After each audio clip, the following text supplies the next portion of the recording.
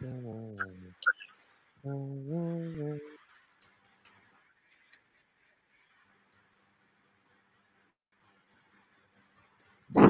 going on? We in the building.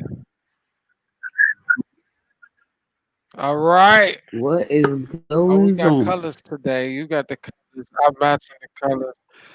We got the colors. See, I'll match your colors a Oh, little bit. The colors. Colors. yeah, you do, yeah, you do. All right. So here we go. So today Part two. we're Part gonna go two. part two. Part dos, two, second, sequel, all that. Um, we got our resident psychologist, expert on all things with the mind and the people and the hearts. We're gonna bring her into the freaking fold. Right, out here with Dr. black people. Shani Glaude. This is your show today. So Yeah, let me go ahead and bring you back in. Hey, Shani. Guys, I have company today, so Who is that? your niece and nephew. yeah. Hey, Wagwan What's going family. on, kiddies?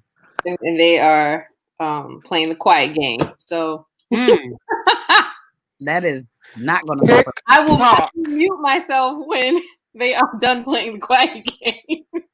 Tick tock on that. Well, I think we need to get started. Koya, do you want to get some intro? Sure. Guys, we don't do nothing formal around here. We just kind of just get it So rolling. we wanted to continue the conversation that we started last week about post-traumatic slave syndrome and generational trauma. For those of you who did watch the Connection Experience video that we posted before the live talk, we spoke about The recipe. really the recipe, the formula. That's why I called it the formula. So we're going to speak a little bit more about the formula and places that the formula has been found, and explain what that did and added to the good old lovely generational trauma that we all endure. All right. That So part. yeah. So understanding the origin is really most beneficial in understanding how we're going to progress. Like where we're going to catch ourselves contributing to these patterns.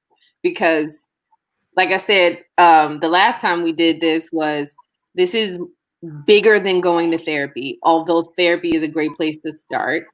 Is bigger than that because it requires social and institutional changes. And that's why activism is so important. But what I'm learning more about activism is that there's also trauma in that that can all be connected to post-traumatic slave syndrome. The burnout, the anxiety, the learned helplessness, all of that is in, and I'll talk about learned helplessness in a second. So yes, so keeping in mind, this is about the origin so that we can get to the how we're going to come out of this. So it shows up in a lot of stuff. It shows up in a lot of documents. Everybody has a different way of describing the formula. It's in Frederick Douglass papers. It's in a lot of the old books, but we're going to kind of narrow it down to like 3 or 4 different qualities. One is in instilling a sense of personal inferiority, right? And so it is making someone feel less than, trying to make them understand and really like take on the belief that they do not have any personal power over change over their own circumstances. Thanks, baby. And when you start there, when you take away somebody's personal power and confidence, it takes care of like a whole lot after that. Another thing is instilling an awe of the master's power. So this is Y'all just gonna have to stick with it for a second because I'm so low. Your mic is really good, so it's okay. Yeah, you're good. It is. It's not. It just sounds strange. It's good. It's good enough for that. No. Sounds like a cat. I don't know which one of them is a feline. Share, Evan. She hit me in the head with the bat. Okay, just share. All right. Give mommy a second. She's a bully. It's okay. She is. I kind of like that about her, though. So, where was I? Oh, all of the master's power. So this is fear, right? So you instill fear. How did you instill fear? You beat people. You took their limbs. You took their power. You controlled where they got their information. You control what they can do. You just put themselves in a position where their survival instincts get distorted, where even your primitive way of wanting to get out, which is to run or fight back, is broken down so that you're docile. You're so afraid of the consequences of that sliding under the radar and just kind of assimilating into this obedience feels like the better way to survive, because at that point, surviving is just about living. It's not necessarily about changing your circumstances.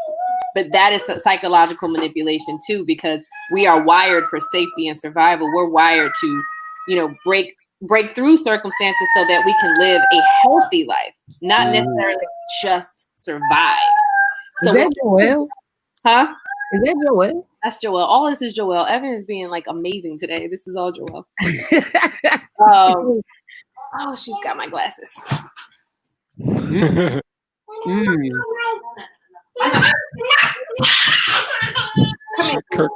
here. You better give her something else. You better give her something else. Give her a candy or something. No, she wants my glasses. A candy? Whatever works, dog. Whatever works. That's the auntie. Whatever works. Give her a fruit snack. Should be all right. Koya, Uncle Matt. There we go. Hey, Joey. What's up, Joey? Hey. Look at her. Oh, now she's you like, I didn't want to do all this. That noise doing our podcast, and now you don't have nothing to say. So, what was I saying? Oh, so changing your survival instincts. Yes. So at that point, before all of this breaking down, living was like, get me out of here. I want to go back home. I don't care what's going on. I'm out of here. But after so much abuse and fear, surviving just becomes about living. And so you do that a bunch of different ways. Divisions. So break people down so that they no longer trust each other. Break the group down, because there's strength in numbers, and you break the group down so that they are weaker. And you're weaker when you can't trust each other. So in that way, mistrust becomes more powerful than trust. So mistrust of each other becomes more powerful than trusting your master. Okay, so that brings in the mentality that we always talk about is like our community. We're always bringing each other down. The crabs in the barrel mentality. This is where this comes from. It was put upon us to be like that, but we don't look at them like that. We I want to be like this. I want to have the life like. And they just watching us fight. They just watching us fight each other. They just watching us fight in our own system, in our own community. So think about it this way. It's like a distraction, right? It's like, let's get the attention off of us and let's watch them fight each other. They're going to take care of the work for us after a while, because we don't need to keep, instilling this divisiveness. We just need to plant the seed. You plant the seed, it will grow. And at that point, they're going to water it themselves. So let's, I want to kind of go back. On the formula and kind of, can you give us some of the excerpts, maybe? Yeah, like something, give us a timeline of sorts. I'm not a historian, y'all. Not like that. Huh? Where are your papers? So I want to reference more of like the Frederick Douglass papers. Yeah, that's what I'm talking We just about. need Like, the formula. I don't care what paper. right, This and is the formula. that's what I'm talking about. It's like let's go back You're to giving it to that them nice. and kind of break that down a little bit. What was he So talking Koya, about? Because we're talking about somebody guys, in who the papers, in the Frederick Douglass papers, it's not mapped out like this. It's mapped like this in the Willie Lynch papers. But remember what I told you, one of the controversies around the Willie Lynch papers is when and where that actually happened. Except we know for sure we have seen other papers created by other people that matched those papers, and they just kept circulating. Match down to these elements: personal inferiority, awe of the master's power, and creating a blind dependence on the majority system. Right. So these are like the four major things. And the last one is about accepting the master's standards. So accepting a new standard of living, a new conduct of behavior, a new standard of living. So it gets to the point where how they did this, they took away your origin. You know, they removed you from your original religions, your culture, your traditions, your music, your way of speaking to each other. They took that away. They made those things forbidden, and that moves you further and further away from your origin. The further away you are from your origin, the more lost you are, and then you start to. There's room now. It's like a grieving process. Once you let go of something, you have to let go of something to add something. So you let go. You lose your origin, and now there's this space that you have to fill with new traditions and culture and conducts of behavior. And they didn't have anything else to replace it with other than what they were being forced to take in. Right. So this is why, so many Black folks are like, forget about Christianity. That is not where we came from. And I get it. But we have to have something. And so I think it's up to everybody to decide for themselves, like what that something is going to be. But that's how they did it. The divisiveness was about picking apart the differences between the groups, right? Mm-hmm. Size, age, color, that kind of thing, and attaching some type of privilege to one of the differences to create that division. So when you have this in the type of jobs everybody had. Jobs. We're going to call it jobs. Nah, we're not going to call it jobs. We're not going to call it jobs. That's what it's called in the papers. Oh. Laborers. Right. We could call it laborers. Right. They had laborers. They didn't have jobs. They labored. So you set, privilege to those things, right? You break up the alliance. So the alliance now becomes about you. What happens is a survival technique is align with the person who's going to keep you safe. And in some ways that was not each other. That was the master, and so then they were able to carry out some of these means of abuse and control through our people. Govern your own people. You govern your own people, I'll give you favor. Well, at that point, it becomes safer to be aligned with the master than it is to be aligned with the rest of us. Bingo! Now you've hit the nail on the head. Wow. Because at that point, when we put into our brain that to be aligned with this will save our life and make our life better, it becomes our survival technique. So from there, I can see how we built on every time we get something, it's modeled after what they did or what they have in some way, because that's what we're taught.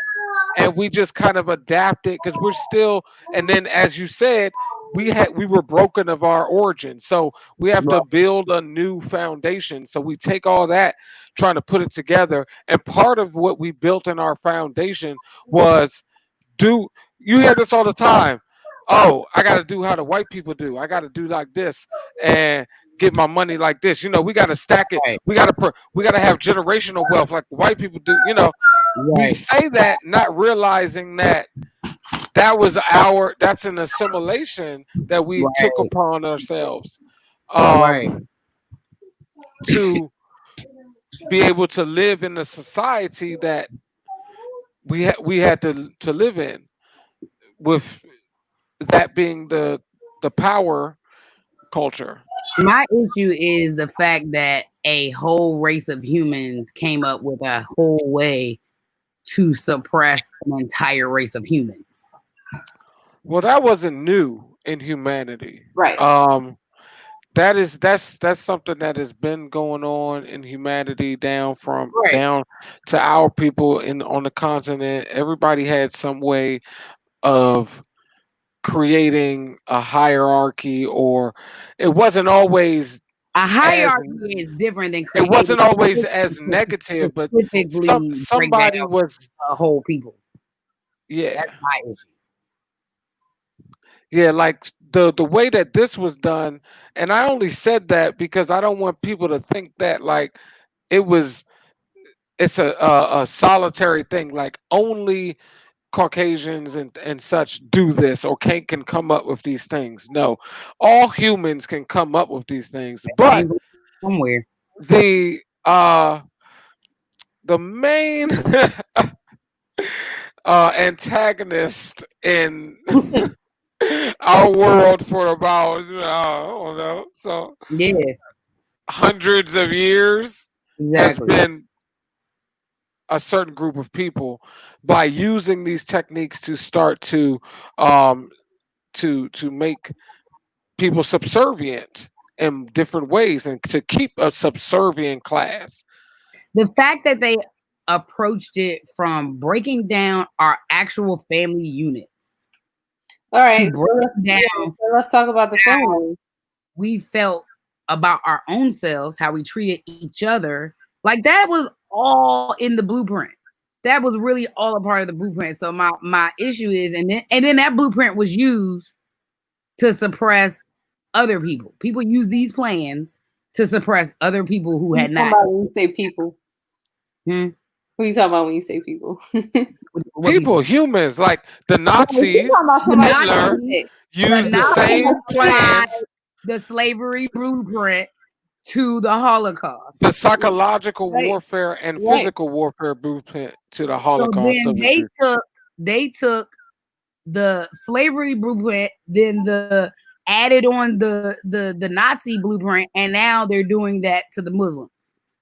So it's crazy because there's a lot happening right now. Like, and it If has if you see it and you're paying attention, but that's why we're trying to shed light on, like, all right, there's a breakdown, you know what I mean, started from breakdown of origin, trying to take people away from that.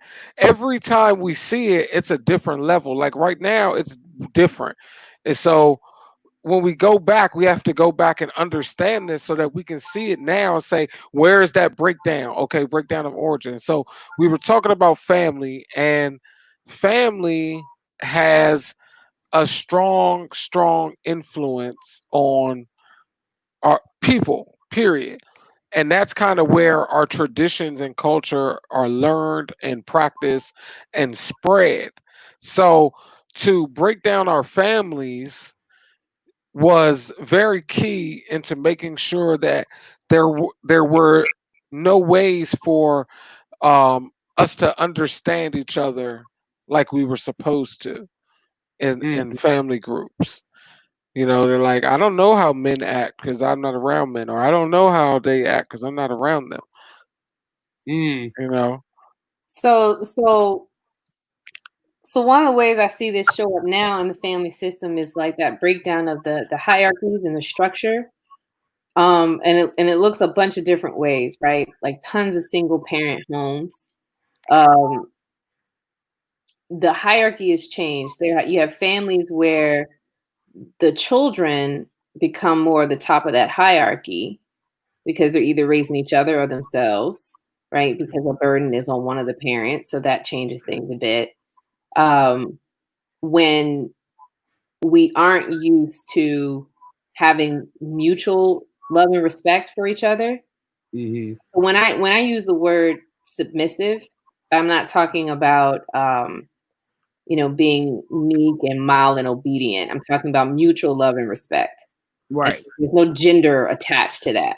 right. It's like get in where you fit in. It's a partnership. It's like everyone plays their strength in the system, but there should be some kind of hierarchy there. It shouldn't be, we shouldn't be so used to a single parent structure that is the new norm. Right. Then we treat the family as if it's disposable because we're just trained for somebody to be pulled away from the system for whatever reason. The reasons have changed over time. The conditioning is the same, but the reasons for it have changed over time. Right. I was talking to somebody today where it is a 2-parent household. The father has very old school ways of doing things. It's like children should be seen but not heard. They shouldn't ask questions. They shouldn't question anything. They shouldn't feelings. Feelings are inconvenient. Oh, I ain't heard those things in a long time. I hear it all the time. So it's still alive. Okay. But what happens is the mom is a little bit more evolved. And she's like, no, I want to teach the kids emotional intelligence. I don't want them to be disrespectful, but I want them to be able to ask questions. Right. I don't see the kids acting out as disrespect. Right. The father is all about obedience. And that's terrible because through fear, not through respect. Right. So and that's the mom aligns with the children to safeguard the children from the father. The father is now in a corner by himself, not being a part of the system because they don't trust each other to parent together. Well, not only that, what it also did, and I spoke about this, I think, casually with y'all the other day, is what I had to think about was the fact that we also, from that system, taught our children to keep things to themselves, to not tell the family business, to anything that was shameful, you hold that to yourself and you don't tell anyone. And we kept these secrets because we were not allowed to communicate with each other. And if you did communicate, especially the children, and they communicated the wrong thing, then your daddy on the tree. He up there in the tree and your mama's over here because you said too much. And we never broke ourselves out of that. We are still whispering around white people. We are still whispering to each other. We are still living in trauma and not sharing with each other that we're going through the same thing exactly at the exact same time. And it created this like really toxic system of not even being able to be open to your loved ones because we're scared to speak because we weren't supposed to speak. So then each generation just raised each generation the exact same way with the exact same rules. And now it's a respect thing. Is it a respect thing or is it fall in order, fall in line? I don't think they know the difference. That's something that I have been finding it very hard to teach folks, which is knowing the difference between, methods of fear and methods of respect. So what we know about kids now is kids learn respect through love, not through fear. They might learn immediate reactions to protect themselves from things that they're afraid of. But if you really want respect to last over time, you do it through love. You do it through autonomy and that guided autonomy, right? You teach children how to have confidence in their choices, not by making decisions for them for the sake of obedience. Because what happens is they get to be adults and they don't know how to make decisions for themselves. And they're still obedient. They're not questioning those systems. They're not setting boundaries with people. They're just doing what they're told. And they don't feel confident enough to design their own futures. They don't think that's a thing they're supposed to do. And the thing about parents is like, yeah, we want, listen, I want obedience. You think I want to deal with that whole tantrum that just happened? No, I don't. Ever. But I also don't want her to be looking at me all the time, waiting for me to be responsible for her feelings, by being overly responsive or by beating it out of her. Right. Just because I got something else I need to do right now. Right. So there's a middle ground for all of it. But I will tell you, doing it this way through love and not through fear is definitely the longer, harder, more Oh, facts. route. No one said it was the easier Because they wild. Because they Yeah. wild. And you can't let them be too wild, but they wild. Yeah, no, I mean, it's yeah, we don't expect it to be easy. But you know, I guess my concern is like, if you were to break down the verbiage that was in all these different plans and the way that they wrote things up, how would, I mean, you've kind of done it, but like, how would you explain that in our current time, exactly what that looks like? Like, we've talked about the single parenthood, we talked about the single household. Lack of esteem. Okay. Lack of esteem. Again, just not having that confidence that you have any power over your circumstances. Right. So we call that learned helplessness. Learned helplessness. I like that word because I have been called a victim 3 times today because I was just speaking history facts. That was it. And I was like, I'm not a victim, but it's not pretty either. But I'm not a victim. We are expressing. We are an abused culture. I mean, like, stop pussyfooting around that. We're an abused culture. Are we victims right now? I mean, it depends on how you want to define abuse. It depends on the moment, the time of the day, the situation. Sometimes the thing that I hate about the victim villain thing, right, is like, you know, when you say you're playing the victim role. When people say that, they're saying that because they're talking to. Because they don't want to hear what you have to say. They don't want to hear it. They don't want to have empathy for what you're about to say. They're trying to say that you are not taking responsibility for your own life at this point. Right. Right. What I had to everybody else for this thing, so that you want them to fix it for you. That is not what this conversation. No, and I expressed it and corrected it. I said, that's not, you know, my intention is to actually express the information, how it makes me feel. And that's it. Like, that's how it makes me feel. I never said I was sitting in the house staring. Nobody's looking for charity and not working. This is the first leg. This is just the first leg. I'm looking for charity. I want reparations. I don't give a damn. Reparations. 46 trillion. Reparations. 6.5 quadrillion. We can do all the numbers they want. Not charity. I'm gonna call it. It's not charity. I want the charity too. What are you talking about? I'm coming for all those coins. What I mean by charity too. Let me put it up. Donate. I would take As a matter of fact, donate. I would take all. Shut up, Matthew. No. First of all, Shani, I gave him a real link. That was hilarious. Donation. It won't work. It won't work because there's too much stuff going on it. It's not a simple link. Sorry. Oh, sure it works. No, the link works. It's not simple enough to put up in here. Oh, it's not, but you put it in the chat. That's why I gave it to you. You can put it in the chat. It's right there. You just chat. I prepared you for it. That was your job, sir, not mine. So anyway, we're back into the. So learn helplessness is a really, really big. It's a significant piece. It's what it is. So a while ago they did this experiment with dogs in a cage. They shocked the dogs and they wouldn't let them have a way out.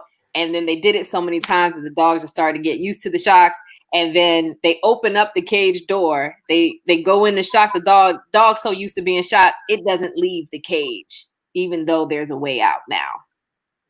That's what learned helplessness is. So the last time when we talked about voting is an example of learned helplessness.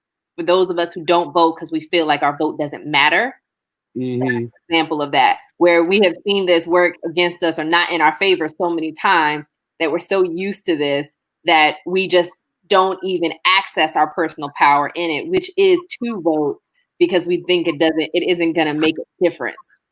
I mean, it makes sense to some of the mindset of people who grow up in certain environments where at some point they're just like, why do I have to try so hard? Why do I have, like, we talked about this last time, like we always have to do 10 times more. We have to do all this extra work. So if you come from people who are like, we're not about that. We just about to collect this money. We about to chill. If I got to do a crime or do whatever, because that's the same thing to me. That's the same thing of saying, you know what? For me to make ends meet and to be on the level, I have to work 100 times harder. Don't worry about it. I'm gonna just chill out because it shouldn't be that way anyway. So I don't know. That's how I see that. Like when we're looking at our communities and people are like, how can they just do that? How can they just not want to strive for something? And they live in America. We talked about that when people come over and they're like, oh, the Black Americans, they just don't want to work. What is happening here? Where'd she go? We'll get her back in a moment. But does that resonate or make sense? Like Mhm. in a way. Yeah. So when so when we talk about like this is the first leg, what we're trying to do is like understand why we think the way that we do, so that we can catch ourselves in it and then make a shift. When we find ourselves competing against each other because we don't think there's enough room at the table, catch ourselves in that, right? When we find ourselves not taking risks because we feel like it's not gonna matter, I'm not gonna get it anyway. Take the risk anyway. If the outcome is going to be the same, take the risk anyway. Mm-hmm. What else? Things like financial literacy. We need to know more about how money works, because that was something that was kind of we were disempowered there too. So even when we talk about Black Wall Street, right? Even when we started to build, and it got burned to the ground. It's like, okay, well, that's another part of learned helplessness. It's like, well, shit, they just gonna take it away from us anyway. But no, we need to keep building. Keep starting these businesses. Keep learning. How to gain generational wealth. Like, just keep going. I'm just tired of explaining. I got into a whole thing today because it was very much like, I love that people are so quick to be like, well, I mean, I was discriminated because of I was fat or I had tattoos or I had this, but I get up and dust myself off every day. I was like, what's that got to do with your skin, bruh? Like your skin. Well, so what they're not doing there, what they're doing is that they're taking this very surface element of the discrimination and finding it relatable and finding a way to just dismiss that this is chronic. Well, it's not just that. They're also making the reparations because they think that we just want to sit around. That is why he responded that way. It was about reparations. The conversation was about the reparations. And I was like, no, that's because we paid for the work we did. y'all are so racist and so in your racism that you don't even realize that you're making an assumption that we're going to do something crazy with this money. That you think we just want to sit around staring at each other while y'all working. I mean, here's the thing. No, the real issue is we will. No, do that was his crazy. response. He said, well, I get up every day and I get a job and I go to school. And I said, I never said I didn't. You made the assumption with your racist ass that I did not have. Who you got in your crew talking to you like that? It ain't my crew. It's other people. Oh, I'm like, cancel that guy. You know what I'm saying? But I was like, so crazy to think. But that showed the privilege. That showed the racism, because you just made an assumption about an entire people that the reason we're complaining is because we don't want to work.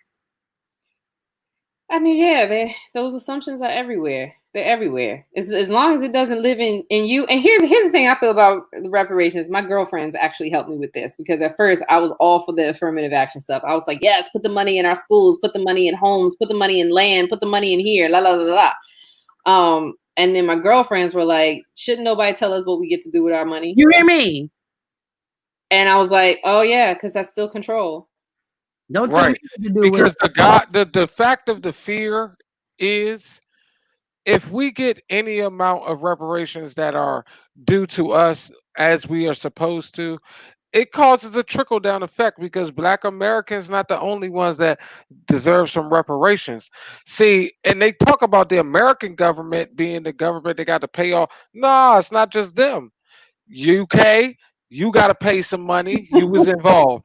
France, you got to pay some money. You was involved. Spain, you was the main one with the ships. Yep. Let's go. Pay the money. Let's go. Like, it ain't just America. And then you it's some people in Brazil, in the Caribbean, and a lot of places, okay, Yeah, America just continues that to deserve reparations too, because they are going through the same type of PTSS in their their but they DNA. Their started culture may be different because they may be more ethnic and have had a foundation for different reasons because of where they are, but it's still there, and the system is still there. So when we talk about it, yes, you know, the biggest fear is we get the money, and guess what, we taking over shit. You're gonna have the largest group of wealthy people as a group of people ever right, at one time. right. You don't think we're gonna stock market? We're gonna take over that. We're gonna take over these businesses that are racist. You out of there. But See, this here's is my what they issue. fear because Why? they know that we will take power as an entire community. But my issue with this is I am tired of having to have a conversation. Here's my issue. My whole issue with the whole Facts, situation Portugal. and racism is that why I gotta keep convincing you that this is the trauma me and my family have been through. Like, I've stopped doing that. no, but I mean, I've noticed in the tone of conversations, it's like, well, why are you making this personal? And I was like, well, it is personal It is to all of because us. But here's the other thing. You don't have to do that. You do not have to do that. You don't have to do that. We don't have to take care of nobody. We don't have to break it down to no. This is about us. You do not have to get in the ring with them. I am never going to be the person that will see something publicly and not speak on it. So I will deal with it. Then get ready for the charge. Just refuel. I'm fine. Yeah, I'm fine. It was irritating. Keep it going because I think sometimes when you think those little basic underlying things that I'm reading White Fragility now, and they speak about that a lot. Yeah. Just the underlying things that are said that are their normal day-to-day things. You know what I'm saying? But he so easily said these things, and it was like, what does that have to do with what I'm talking about? You're going to tell me I'm making it up. I'm telling you this is what happened. I'm telling you this is what I have personally gone through. This is my parents have personally gone through. This my grandparents have personally gone through. And you still telling me I'm swelling. You can't tell me I'm swelling. I don't tell you your experience is that you're swelling. He was like, well, y'all chose to be here, so. Nobody chose nothing. When did we choose to be here? That's what we're talking about. That's the whole mindset, though. He was like, my grandparents came here for a better life. I said, and my grandparents were dragged here. So I don't know what you're talking about. Right. They're missing the point that people come here like, I want to go to America and I want to get this. Because they're teaching people that slaves were immigrants. They're trying to say, like, these people chose to get on the boat and be chained up and brought across the water, largest bodies of water on the earth. We're going to chain them up. Some of them died, and then they were brought here. They chose to do that. They chose to be chained up on the boat, first of all. You know what I'm saying? This is a chain cruise. We're going on a chain cruise. So we cross the water for the first time. Right. That's what Then to get here, they chose to work as a slave for somebody else for nothing, with no contract to say I'm gonna work as a slave for this long and then I'm gonna get something. No, they weren't. This is the stupidest stuff I've ever heard. Okay, I'm trying not to curse because my mom. I swear to God, if one more person tells me we chose to be here, they were like, "You signed you're a U.S. citizen like everyone else. You made a contract when you were born for your birth certificate." I said, "I didn't make anything. I don't know what you're talking about. I was a baby. I can't sign anything. My parents were babies. They can't sign anything." They're probably talking. More, I've heard this too, but it was in more of a reference to. It's not in a reference to the generational trauma. It's not in a reference to all of the things like how we got here. So they're talking about the right now. They're not talking about the history. We're talking about this. Y'all see what mom said? Because so we have cousins caught blowing up our aunt's phone and mommy's phone because they want to find their Black ancestors and cousins who are from Asheville so they can get reparations for their businesses. What? Are white family members? I have a problem with it. Passing. Yeah, because the only reason they white family members is because somebody was raped. So Yeah. nope, you don't get it. Sorry. Were you married in? Nope, you don't get it. That don't work. It's about your DNA. It's about And one was be, they had to like, run off in the mountains and he could never come back. He didn't come back until he was grown because he was disowned. So, Mom, when you say our passing cousins, you're talking about our really super fair skinned cousins. Oh, if they Black, they get it. They're Black, they get it. That's it. Oh no, That's it. Y'all, they're passing cousins who have never spoke to this side of the family. They're trying to find family that is from Asheville. Oh, for that's some localized. Well, wait a minute. That's a localized problem. If their ancestry is Black, and they from there, they get not it. if you've been living in this world as a white woman. We don't. This is white man. It doesn't matter. That's part of the problem, Koya. See, that was part of the problem. The difference. Listen to what I'm saying. I was talking first. I need to know what passing means. I know. Passing means you have not ever said you are not. I understand what you're saying. But remember, that's a part of that's part of the survival technique that was used by those that were passing. Right. Like, we gonna go be over here. That was you didn't come and look for your cousins to see why your assimilation. cousin died. You ain't come look for your cousins when your cousin needed your help. Now you want help. See, we're not talking about that. We're just talking about help? who gets it. It's a separate issue. If you get it, it's a separate issue. Right. It's not a separate issue. It is a separate issue. If they could get it on their own, then they would be able to do it, but they're digging to find their roots. We don't even know. I would be digging. We're not giving reparations. You got the mommy was in the civil rights market. Asheville, Matthew, she can't even get reparations, and she was in the marches. She could get it. No, she cannot. We'll work on it. Don't worry about it. That's a separate issue. Guess who else can get it? No one who's had a college degree. Unless you have a business, you cannot get it. But we're talking about one place. No, that's how they're gonna do all of it. That's not gonna. That's not how they're gonna signing up. And whoever signs up for that. Listen, this is a one small. We're not educating our people with the right information to even. Koya, listen. This is a isolated condition. When we're talking about. Listen, it is. You don't understand reparations in this country will always look like that. No, not if we do not accept it like that. They're accepting it. We make the terms. That's one. If they are the first, everyone's gonna model it, and then they're gonna shift it. No, yes, they will, because they're the first to pass it. That's where it needs to be fought. That's not. But that's not. I'm not following this. You don't have to follow this. You don't have to be dismissive. You don't have to agree with me. But you do not have to be disrespectful. I'm not. I'm not. It's not about because you don't agree. Yeah, I don't agree. I think it's an isolated situation, yell over me, and it does not. I don't have to yell, man. That's all. I think it's an isolated situation, and that does not play into the main. And I'm sorry. Are we talking about trifling white people, or are we talking about trifling people? Because I'm talking about trifling people. Well, if you can walk around and lie, and you never admit to being who you are. Remember, I do not believe that those people deserve. If we go, Black family who has been living Black, who has been presenting themselves Black, because they had. That's the whole point. That's the whole point. To those four. They didn't have to. They didn't have to. Go back to that, Shani. Go back to the four things that help create some of these symptoms. Right. Division in the group because of our differences. Right.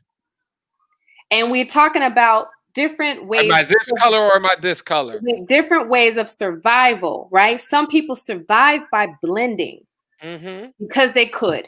Those of us who cannot did not have a choice but to find another way to survive.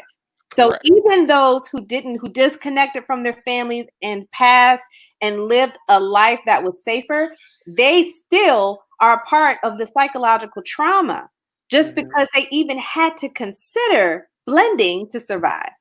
I Right. don't have, I And don't so they The they reparations is about the ancestry. It isn't about who they chose to stay connected to, because right. that breaking us up was part of the deal. them That was same part of the passing plan. hoes are That the was same ones that treat you like white people and they pass with us too. Koya, but the bottom line of this is that was part of their plan. That was part of the plan against us, is to make us, and still, even with reparations, we Don't come against over here to your black ourselves. family and try to maneuver like a white person, bro. Well, Don't do that. And that's why I say we can't use an isolated situation, because that's isolated and it's isolated to the particular family. So that's just dealing with a personal situation in a case We that's don't know still them. It's not in a personal. We case don't know them. That's what I'm trying no to say. in a We don't case even that know them. that is still he- to be seen what should be going on.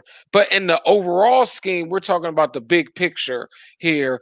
It's going to help everyone. We don't care if the kids, the passing cousin, everybody get it, because that'll allow us to be like, all of us got it. We can unite and have That's cool. our Don't call your our family thing. you don't know. You over here calling nobody because somebody died. You ain't trying to say Personal, everybody good. I'm gonna call, and I'm gonna get all the papers. right? But That's you personal should. because they But you deserve it also too. black and living black. No, I'm that's not a it's choice. Koya. You got to realize, if there's a generation that realizes that they have a I didn't connection say they to this, shouldn't get reparations. Y'all not listening. I said, do not call your black family members who you have never been connected with, and all of a sudden you want to know about your black ancestry. No, why? What's wrong with that? they don't want to know. They just want the money. Well, then they got to learn And to then get they'll the go back money. to being passive, happy. They got to They learn, will go and back to we being have to passive. we have to know They're not that gonna get the we have, money and be black but all of a sudden. then everything we're doing here is futile. If you say that, then why are we trying to I have to teach say people? it because it's a fact. That's It's the not a fact. fact. It's the future. That You is the don't know fact. facts of the future. I know what they said. They didn't call to reconnect with family. They called talking about reparations. But if they want to learn, let them learn. Let them learn. They, in the process of them trying to get They don't what want they to want, learn. They in the want process, money. listen, in the process of They their didn't call mind, to learn. listen, in the process of their mind, they're thinking There's no. about, in the They're gonna process go of check. their mind, in the process of their mind, they're thinking as a capitalistic other, right? White person. Right. Okay. In the process of their mind. But if they have to learn about their ancestry in order to get what they were trying to receive for that mindset that they have, there's a possibility of change that can happen from them learning. Oh yeah, because money makes people change in the No, best I way. said the learning. I didn't say the money. I said the The learning. money is what it's about. Well, time They're- out. Okay, so our point of getting on here though was to pinpoint the impact of post-traumatic stress, and this what's Right. happening right now is a part of that. Right. Absolutely. I'm not disagreeing that it's not. So let's get back to that, because this is one of the reasons why we find division everywhere, and First of all, you know I don't like trifling people, son. I just don't like trifling people. it's an addiction. We are addicted to division. We can't help it. And this is where we have to find that, again, that strength and that learning and apply. When we catch Can up, you imagine what mommy and Auntie Lane would feel like having some people they don't know, that ain't never heard from, don't nobody know them, and they trying to dig up some dirt so they can get that's cool, get your reparations, but don't come over here where people got real pain, have been through real things, have traveled. so mommy, Auntie Lane, they can set boundaries around that, right? You set boundaries around it. You choose to engage or not. But that's where our lane of control is. I'm trying to find like empathy and compassion even for the people of color that I don't agree with how the way they move. Mm-hmm. This is how we're going to bridge the gap. We don't have to align ourselves with those people. We don't have to do what they do or even agree with it. That's all. I was just funny, disagreeing with it. I don't like people because, move and I'm surprised by you, because, and in a spiritual sense, some things are happening for a reason, for people to learn I don't believe that. Not when it comes to money. No. That's what guided them to the learning. They You didn't see, learn anything. They didn't they ask any have to. questions. No, They no, no, didn't no, ask no. no history. They didn't But say, what have you that's been where through? we step in. They didn't That's say, where we share the story. that's where we step They are in. predators. That's where I we don't believe step in in. predators. I don't care what race you are. I agree. But that's where we step in to try to teach. Be like, I can give you the information you want if you want to learn. If you don't want to learn, I'm not going to help you. Because if you want to be a part of this as a family, if you want to be related, then let's relate. But I'm Let's trying to communicate. explain to you, y'all weren't listening, is that is how that conversation went. I'm not talking about how it went or did not go. I'm talking about what we I'm can do saying they were as a very clear community, what what their we can do intentions to, were. to in those What I'm situations. saying is I was speaking about the intentions of them, those people that moved that We way. get it. We get it. Listen, even those intentions, they come I didn't from say nowhere. they are not attached to anything. But that's what this conversation is about. It's about the symptoms and how they continue Right. to live on. And this is Right. one of the ways it continues to live Yeah, on. and It's a perfect example. Ain't nobody tell you. You ain't gonna get to know my family. That's fine. Lies. Okay. Wow. No. Defensive. Shady. It's not defensive. It's definitely shady. Definitely shady. It's shady. It's trifling. My aunt is 80-something years old. My mother has been going through things that she should have never went through as a child. So there's something else happening here, right? No, this is no privileged ass over here and don't even ask them about their life. But this is something else that's kicking in. You know, Koya is an empath. And Koya absorbs a lot of people's feelings. And this is no longer about post-traumatic slave. Yes, it is. No, this is something else. This has become, you are very. I don't like those slaves either. Okay, I don't deal with the contemporary slavery. You're very. I'm not doing that. Yes. So this this hits home. This hits her heart because she's so protective of family, right? And she battles. She's a warrior because this is not about the conversation we started anymore. Sure, it is. You think we're the only ones going through this? I think that trifling family members who are in post-traumatic slave. But I think the way it hits you is a little. No, I don't really like no trifling humans that are black that do not learn how to operate in a way where we have empathy for each other. This is it. I mean, trifling. This is it. But this is it. But that's what we're saying. What we're saying is we're here trying to create a situation of solution-based and information-based that can help us to get to the root of this. This is a great example. This is a great example of some of how the division, the breakdown of the origins, and understanding the breakdown of the family. All of this is examples of that and how that has changed the psyche of people to think like others, to think not of yourself with this community until it's advantageous for you to. You see what I'm saying? So we have to, and to try to stick on the topic, to try to stick on the topic. That's what we really need to focus on. Is the fact that topic is not the topic is crazy.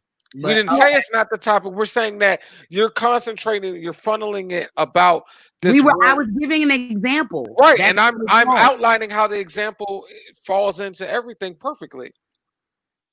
And that's what we're saying. We know that you get passionate about these things. So if we take a behavior, so a practice in empathy, right? If we take a behavior that we see as just really unrelatable, hurtful, damaging, abusive, or just, as Koya said, trifling. So practice of empathy is if you see something in someone else that you just don't like or hate even, can you find that same trait in yourself? And if you can find a trait that you really admire in yourself, can you find that trait in somebody else? Can you bridge the gap between these two things? Can you find that compassion? No, because I don't call strangers for money. Thinking about these people and not knowing much about these people, how can we find a way to find something relatable about what they did in there, and not to make an excuse for it, and not to even agree with it or do it yourself, but just find something that makes sense. So for me, if I'm looking at a behavior like that and I'm thinking, okay, our history has been removed. We don't obviously look like we were people that should benefit from this. How can we find some evidence that says we actually come from this origin when we don't outwardly look like that? Right. That would probably be my thinking, right? If I was in that space. I mean, this is just an example. I'm not saying that's who these people are. That would be what I would think. I wouldn't be necessarily out to, create a new village and connect to my family. Maybe I end up connecting to my family in those efforts. Maybe that's something that comes from that. But if it doesn't come from that, I can imagine that thinking. Remember, folks got a 400-year start on being able to get to where they are. We're playing catch up. And sometimes we do desperate things to play catch up. Because they are still playing catch up.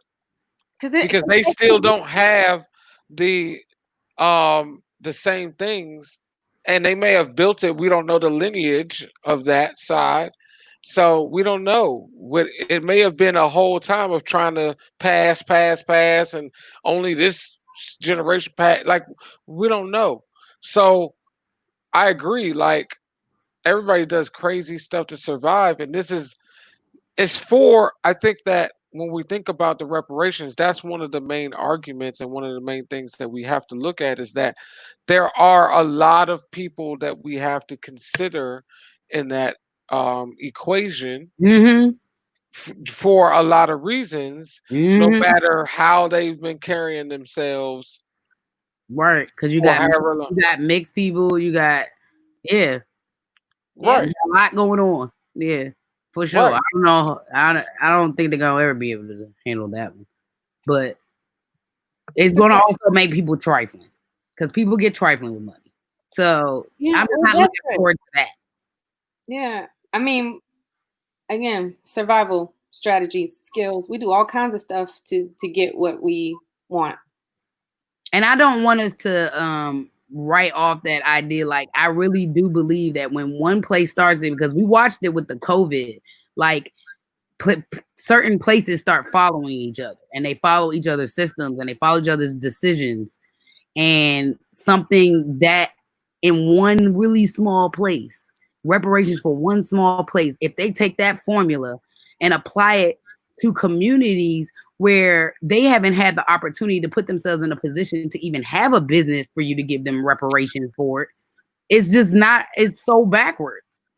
Well, that's a whole other argument, because that's a fight that can be taken to that locality and to say, hey, this is not reparations. These are business grants. Okay, that's what it is. But that's why I say, it's like, affirmative action. Being those are business grants. You're giving them to. No, it's a couple of things they're doing. If you have certain criteria, we're gonna put you guys on the board and grants. Do this and right. None of that is really. They're just starting they're just putting a notch on the scale, like something can be done and we're going to try to do something. They don't have enough money to give it to everybody like they should, so they were like, how can we do this and do something? And they narrowed it down to what they should have went back and find out when their civil rights stuff was and when slavery was, and then connected the dots. We're not there though.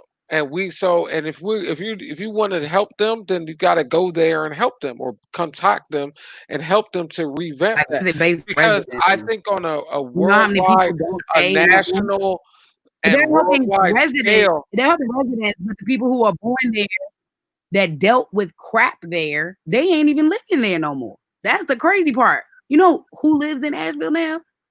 But this is why I say this small group that never left. You're talking about a small place with a small economic value. It only takes one small place, bro. Listen to what I'm saying. Other places too far. There's a lot of factors. I'm just saying there's a lot of factors, and that type of thing won't be accepted.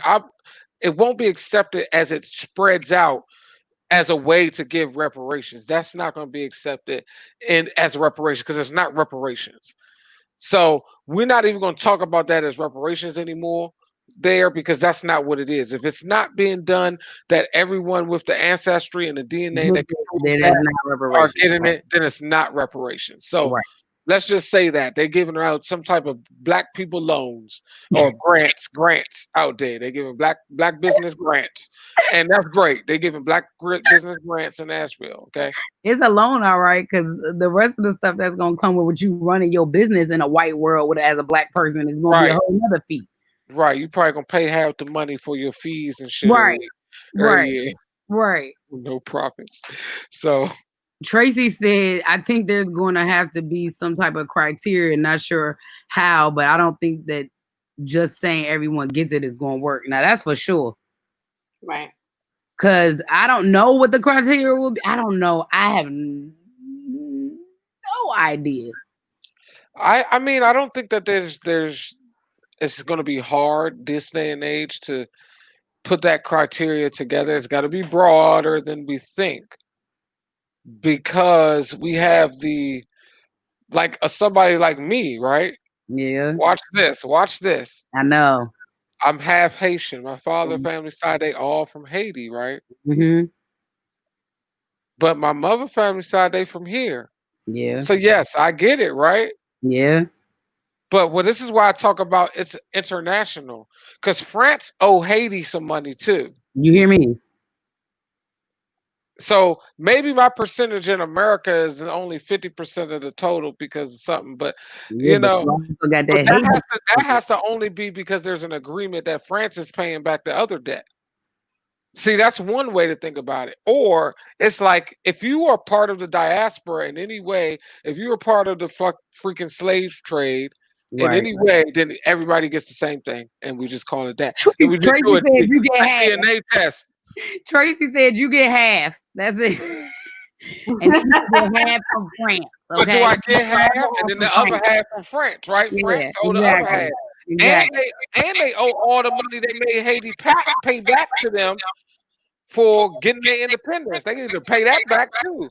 They tripping. There about to be some shit going on. That's what I'm saying. Like this is not going down. The European countries is worried. If we start breaking down our lineage and the halves and the quarters and the like, that's not gonna be a good look either. Like they're gonna find way more black people than they thought existed, and they're gonna find way more people with white in them than existed, and then and it's gonna be like a whole bunch of other shit. And it's not about your percentage of you did a DNA test and they found a percentage of it's localized. Like it don't even need to go to Africans. Like if you have a percentage of African ancestry DNA and we can link it to Louisiana, South Carolina, Alabama, whatever, that means that was part of the slave trade. Period. Right. We know if you're not from here, like Right. it's only going to be a certain amount of generations removed. It's not that many Africans that's moved here before like 1960. Like, you see what I'm saying? Right. So it's only like two generations, maybe, of those people that would not be considered in the count. You can't just be black and get it. So, question, Shani, the Frederick Douglass is a paper, it's an essay. What was it? Oh, it's his His book. it was his autobiography. Autobiography. Yeah. Yeah.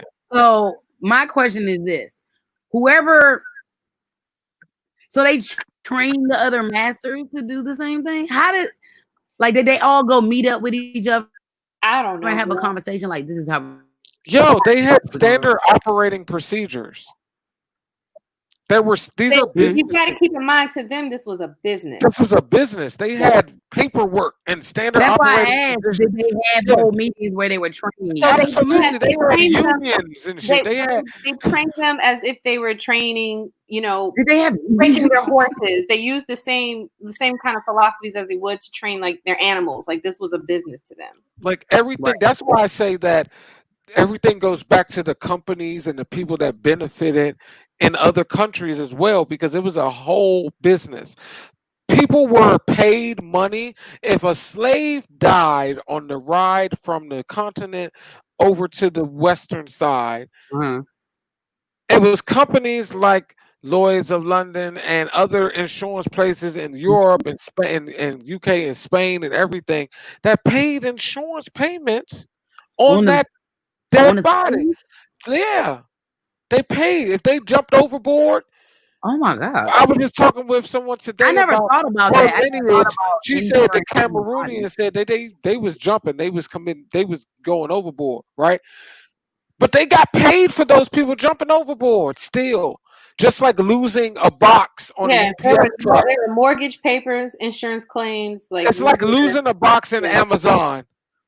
You call them, you put in a claim, you get your money back. Oh my God. That's terrible. Okay? This That's was a whole business. The slave owners were running this, their business was in their crop that they were moving and right. in the slaves as machinery. Right. Mm. They had, like Alicia said it, they had plenty of exhibitions Oh yeah. that Absolutely. showed how to train. They got classes. When I You know, first you go to learned train about a the dog, they had a exhibition, train a slave class. yeah. You I looking mean, to buy a new slave? Well, even come the to train a way, slave class and we'll show you how to whip yeah, the rabbit. auctions and stuff were so crazy. Like I used to be like, what? Like y'all just add like y'all auctioning off art, just auctioning off whole humans. No, not art. They take care of art. They appreciate that. They give value Yeah, to it. that's true.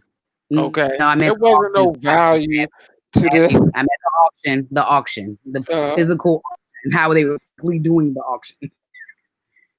But but they actually valued us as art though. They fucked us up, but they also valued what we could do. as a machine. Hmm Hmm.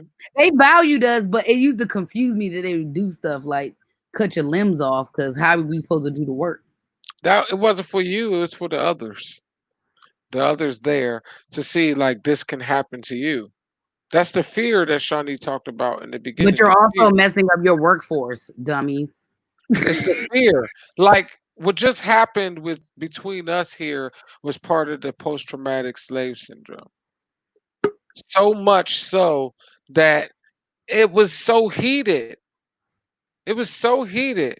That's because you have a lot of testosterone. No, it's not about my testosterone. Hmm I wasn't bringing the heat. Yes, you were. You just don't know your tone, and your tone looks very different from my tone. That's what I'm saying. Your tone was crazy because you were Because you were protective. talking over me. I No, don't like I to actually talk was over. talking first, but No, I was that's talking what I'm first. trying. It was my story. What I was trying to It was relate my to. story, Matthew. I was waving. Can you stop talking over me? And then I started yelling so you could hear me. That is not post-traumatic stress. That is a man and a woman trying to speak at the same time. That's not what I That was is that relating it problem. to. That's not what I was relating it to. Don't But relate it to it because it's not what it was. Use another example. Thanks.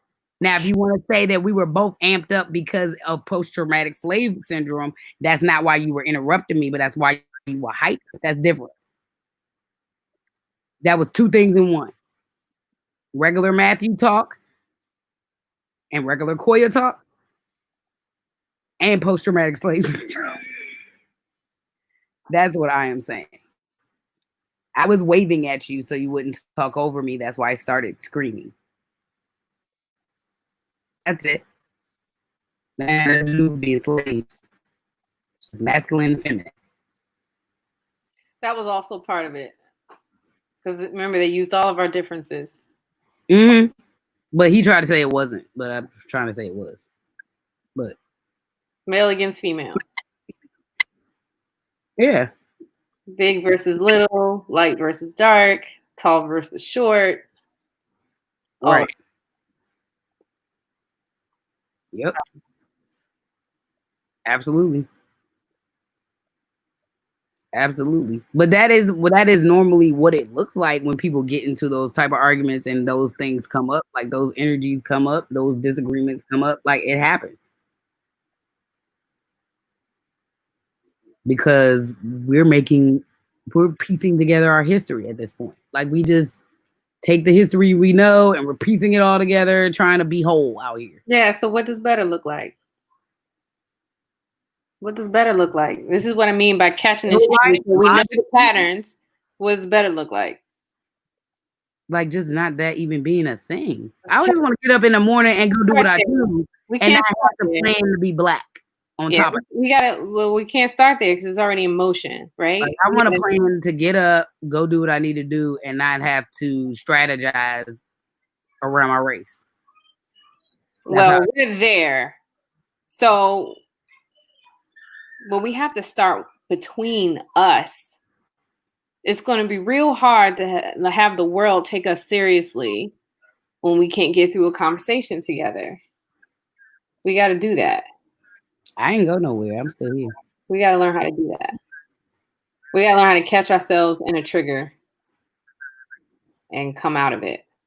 But see, this is the misconception. That wasn't a trigger. I was telling y'all what happened. Period.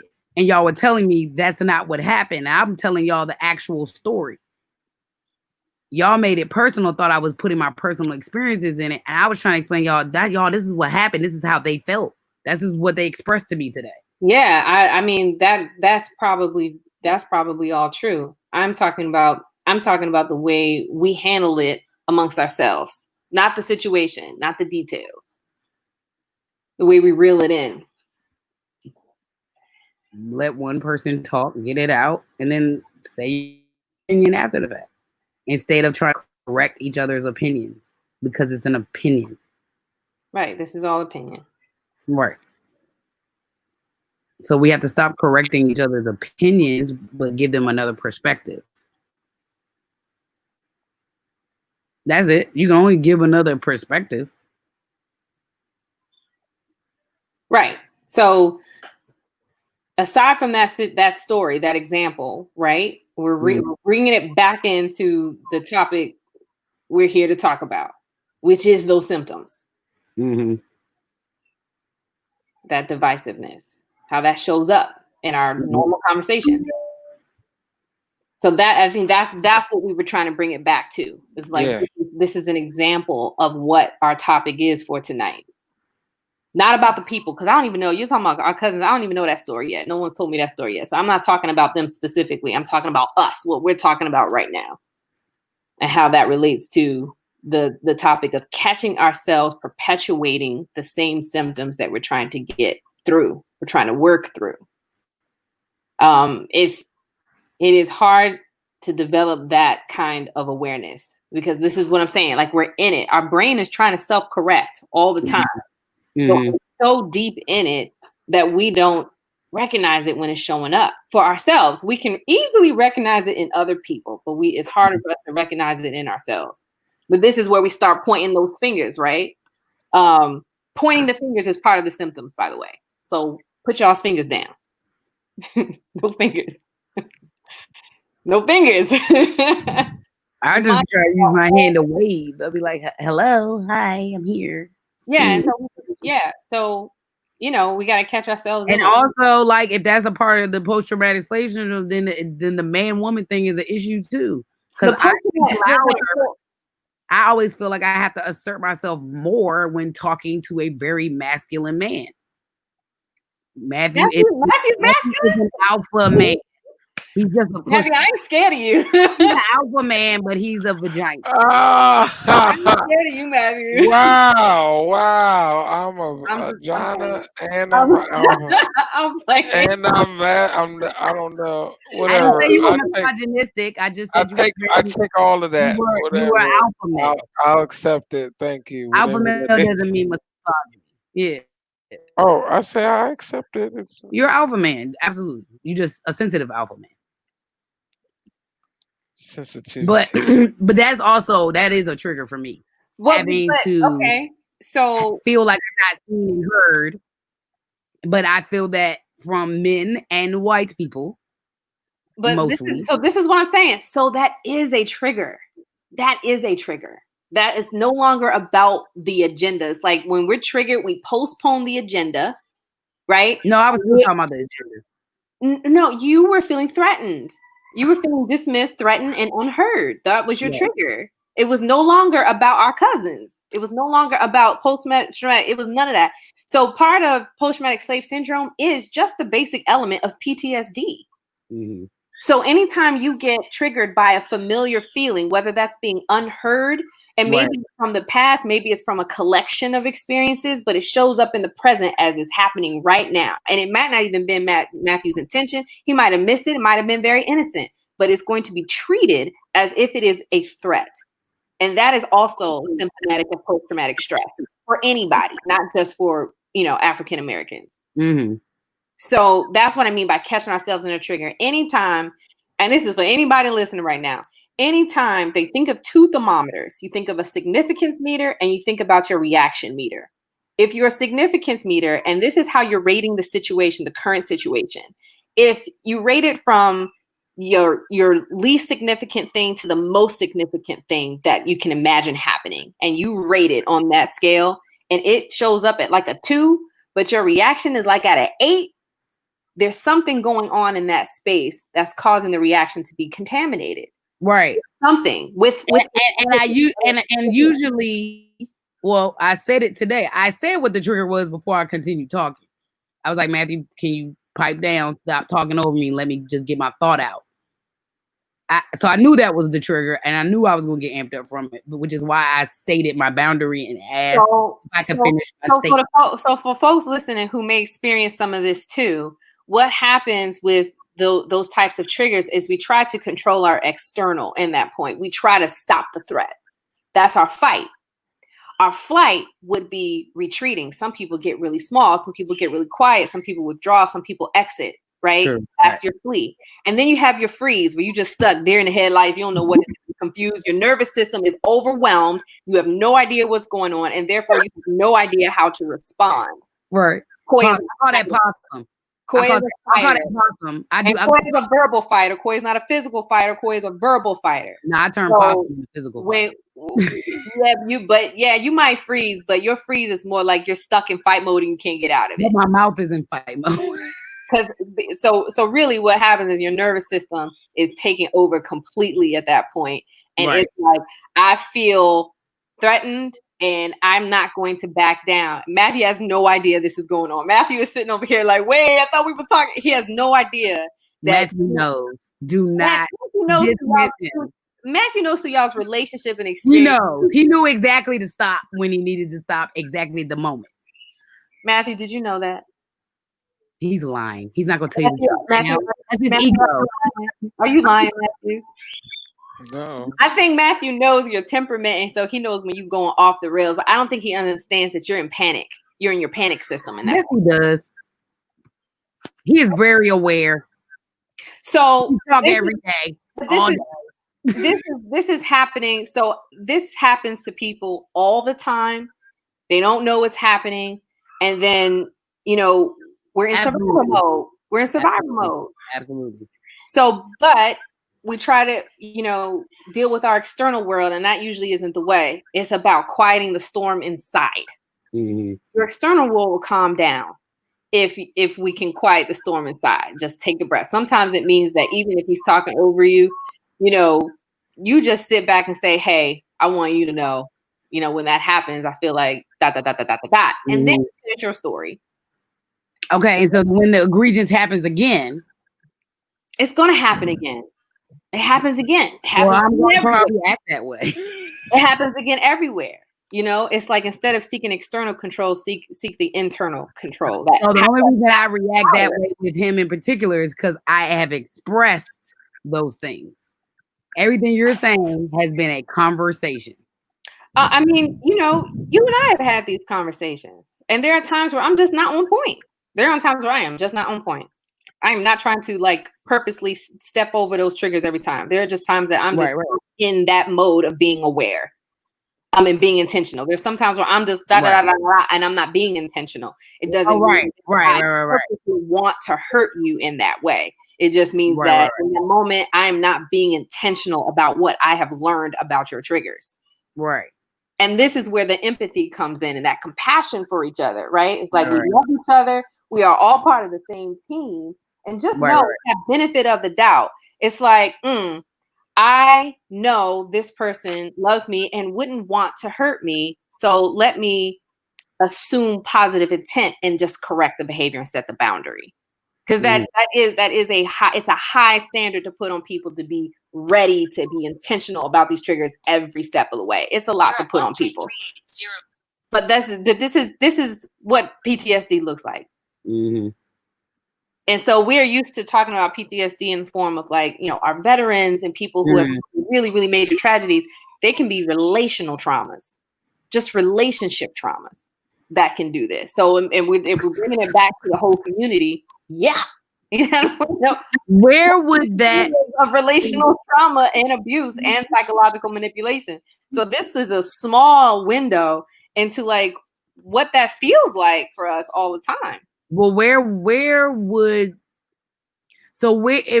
with post-traumatic slave syndrome, like the actual term, where would that term be used professionally, or what? In what places? Where? How is this term being used and utilized? I don't know how everybody else is using it, but I know how I'm using it. When I see learned helplessness, when I meet a person that otherwise has like tons of accomplishments, but still struggling with imposter syndrome and still feeling like they don't belong in certain spaces, right?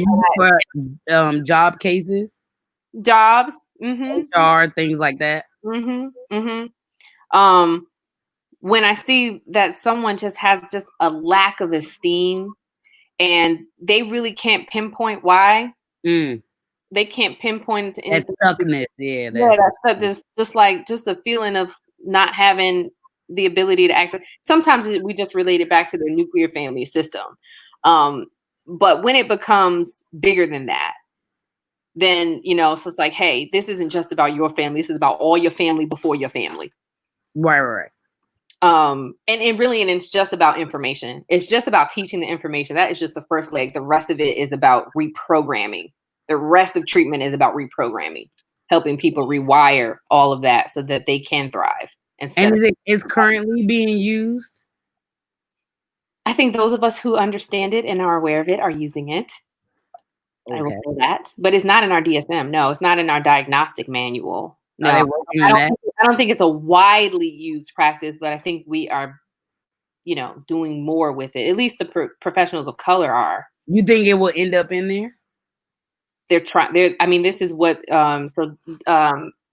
Joy DeGride, she's the one that coined this term. She did 12 years of research on this, and that's why. I didn't know that's who coined the term. Oh, okay. Yeah, this is why she did all that research. If you want anything to be used scientifically, you got to have some stats. You got to have some research associated with it, and so her book outlines all that research that she did. So they're trying. They're moving in that direction. What's her book? Post-traumatic slave syndrome. That's the name of it. It's her research. It's her research. She's the one that coined that term. I want to read it. I think I need to take a read at that and really get an understanding of. I apologize for my Matthew. I apologize for that behavior. Nice job, sis. I accept and I apologize for interrupting you. Yes, we're good. But yeah, but it's real. Like when you broke down this whole entire idea, I was like, when you kind of broke down what it was and what was included in the syndrome, like I was like, yeah. I always kind of said we had PTSD anyway. We just didn't attach it to its own name. We never thought about a diagnosis being affecting an entire group of people. We always make it about people's individual experiences. It's like, no, we're thinking about this in such a collective way that it's like, hey, even before, everyone's like, oh, babies are born with a clean slate, not us.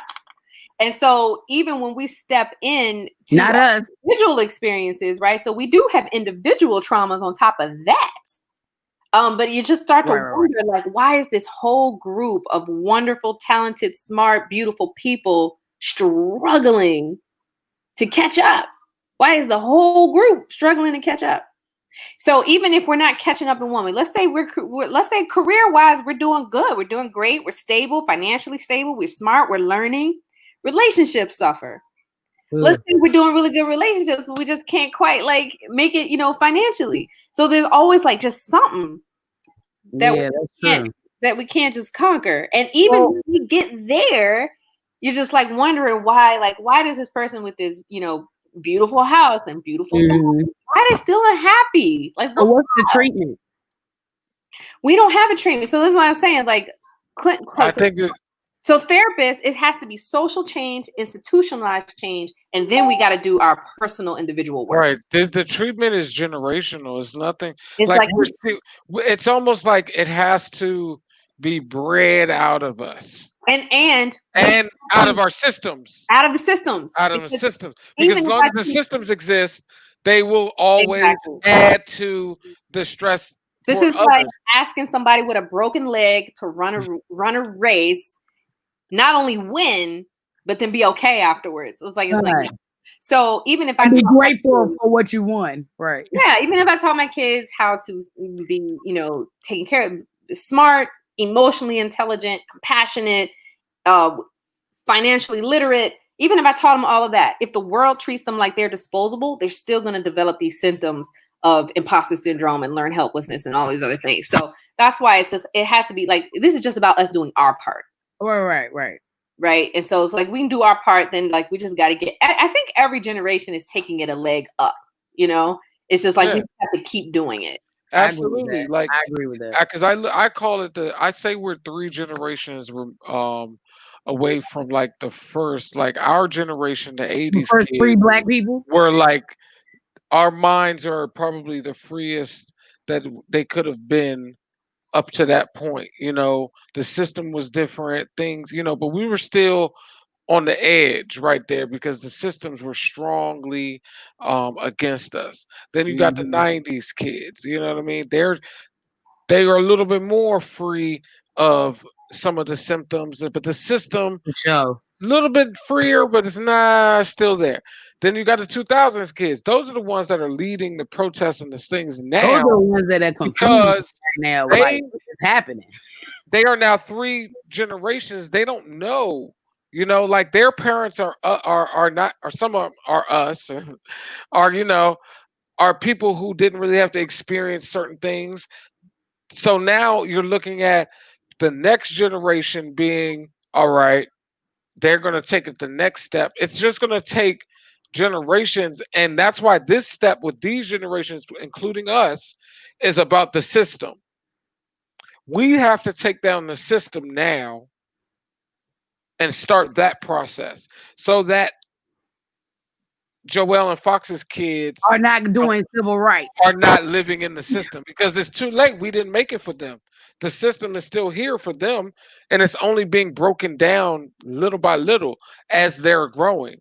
So we have to hope that their children, our grands, goodness gracious, would be the ones to be the first generation to experience the non-systemic Right. parts of it. How old was And maybe then after that, we can see change. How old? Dang, man, that's a really long time. How But it's old? the truth. It's not. How old was It took them MLK 400 years to get us like this. when MLK first started? Like really, like started in the civil rights. Do you know how old he was? 20s. He was in his 20s. Yeah, early 20s. Like I was just thinking about it the other day, and I was like, "Yo, like I'm 39. Like at 39, like I was like, to have to be out here and we fighting about this stuff, and to hear these stories growing up from my mom, like I never ever thought that we would have to do it in this way, in this capacity. Not in this capacity. Like I knew we were gonna have to do something. Like, we did the Genesis 6 thing. That was what, 10 years ago? Yeah, that was 10 years ago. We were out marching for that too. And and so like to think about Fox and Joelle and Panda, and think about any of them having they shouldn't have this in their stories to tell their friends. They Like, will. It'll be in their story. It's too late. They will. It's too late. So that's why I say we got to think about their kids. How do we power up for their kids? Y'all know who's really confused? The kids that came out the womb and their president was black. That's the kids that are confused. They're like, I don't know what's happening. Or they just thought that was a normal thing. Yeah. And they just was like, yeah, this Right. is. And then Somebody the said to next me, you guys president, should be grateful. You guys had a black president and everything. I said, one black president? One. Y'all realize we've been here as long as y'all, right? We've been here together. We were here together. Remember? No, you don't remember? I think it's so funny that we are so disliked. we was here first. I will take that away Well, no. and I'll bring it back. That's a whole nother story. If we were in a ship, we came together. If we got brought over here in the ship, somebody was on the ship with us with the ship. So that's all I'm talking about, them. So my issue though is for them to have such an issue with us. I'm like, y'all realize that we wouldn't have even existed as a race if you didn't bring us over here. Y'all created an entire race from your hate. And then when y'all are mad, we love each other. That's weird. We did not exist. They mad if we love ourselves. Yeah. That for sure.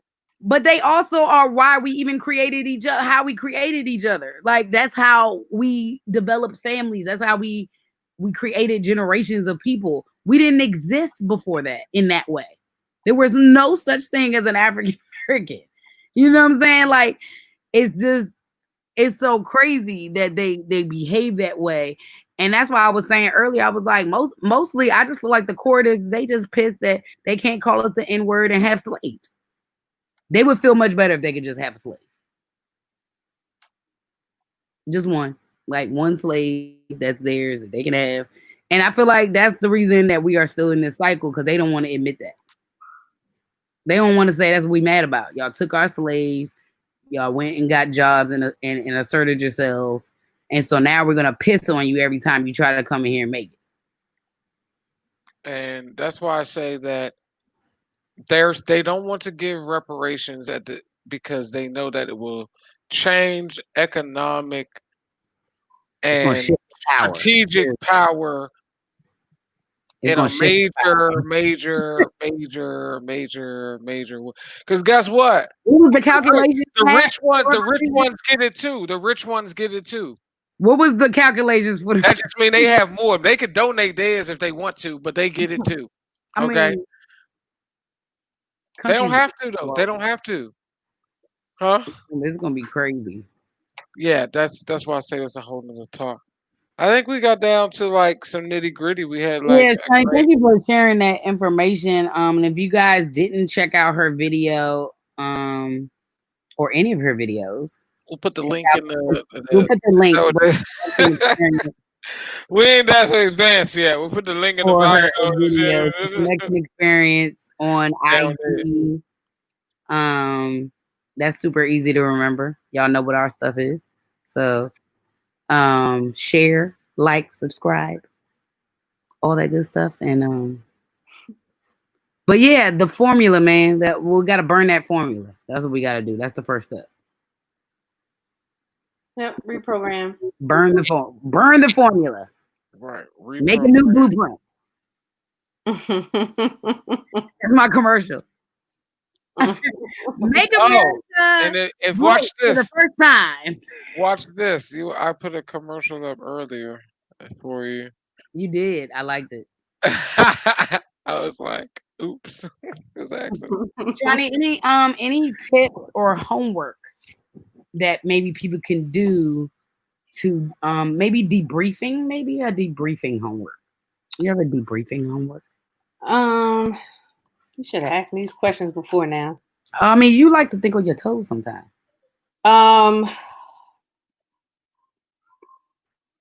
So I'll just so this is the homework that Lou just gave today. So I'll just use this one. Okay. Just do an observation.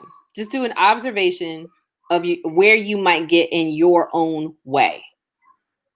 Okay. Of anything, of success, of connecting to people, of taking care of yourself, of sleeping, of eating well, of exercising, of whatever. Just monitor where you might be getting in your own way.